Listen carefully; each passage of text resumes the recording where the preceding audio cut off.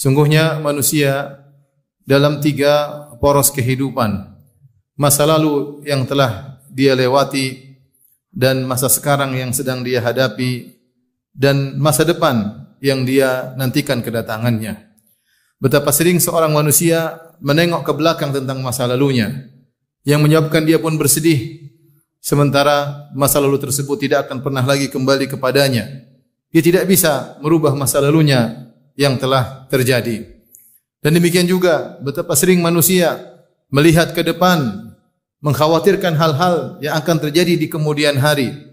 Sementara perkara-perkara tersebut tidak bisa dia segerakan untuk dia hadapi. Kenyataannya dia sedang berada di hadapan kehidupannya yang hadir di hadapannya. Inilah 2 perkara yang menimbulkan penyakit yang menimpa seorang manusia. Kesedihan tentang masa lalunya dan alham, yaitu kekhawatiran tentang masa depannya. 2 penyakit ini menimpa jiwa setiap manusia, sebagaimana penyakit-penyakit yang menimpa badan manusia. Dan tidak bisa seorang pun menghindari dari 2 hal tersebut kecuali mendapat rahmat Allah Subhanahu wa taala. Ma'asyiral muslimin, lihatlah dalam kehidupan ini, semua orang pasti mengalami namanya alham, kegelisahan, kekhawatiran. Bukan hanya si miskin yang sedih dan khawatir tentang kondisinya, khawatir bagaimana dia bisa makan atau tidak, bagaimana pekerjaannya, apakah cukup hasil kerjaannya atau tidak.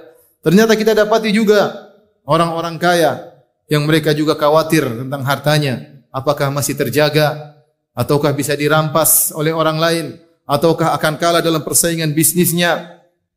Bukan cuma orang miskin yang sedih karena rasa lapar yang dia alami, khawatir dia bisa makan atau tidak. Di sana juga ada orang-orang berada yang khawatir dengan apa yang telah dia makan dalam perutnya. Bukan hanya rakyat jelata yang khawatir tentang masa depannya. Pergolakan politik yang terjadi yang dia lihat selalu berubah. Bahkan para negarawan, para pejabat, para penguasa, mereka juga gelisah tentang keputusan yang akan mereka ambil. Dan demikianlah kehidupan manusia. Tidak terlepas dari yang namanya alham, kegelisahan. Dan jika alham sudah datang menimpa, maka semua akan menjadi terasa sempit.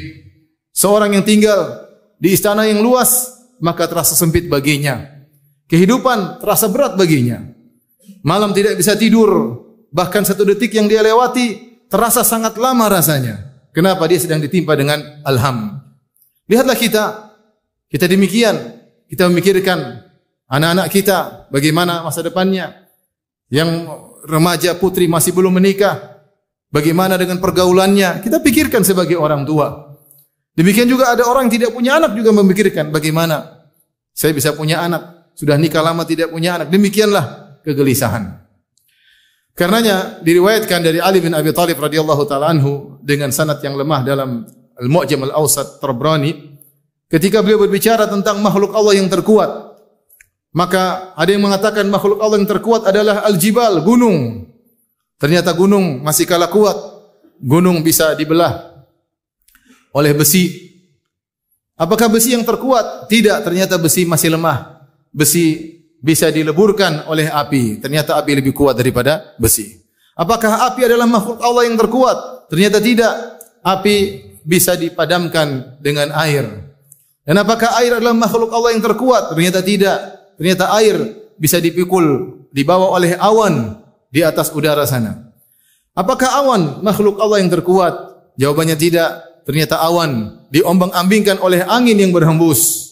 Apakah angin makhluk Allah yang terkuat? Ternyata tidak. Angin mudah ditepis oleh manusia dengan tangannya.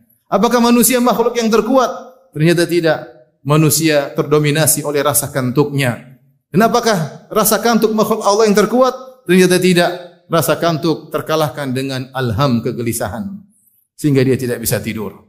Ma'asyiral muslimin, demikianlah kehidupan dunia ini. Tidak akan terlepas dari namanya kegelisahan, kekhawatiran.